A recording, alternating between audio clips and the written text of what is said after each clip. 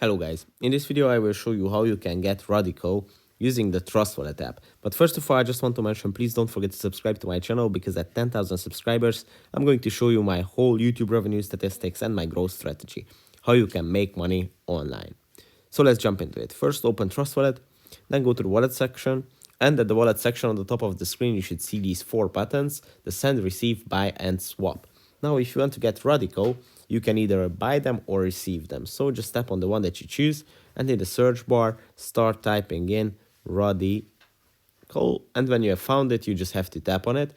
And Trust Wallet is going to generate a new QR code for you. And with this new QR code, you can start receiving Radicle in your Trust Wallet immediately. You can also use this QR code to scan it for yourself. If you have coins in a different wallet, you can transfer them to your Trust Wallet this way. You can also use the copy icon, which is going to copy your Trust Wallet address, and you can use that for transactions as well.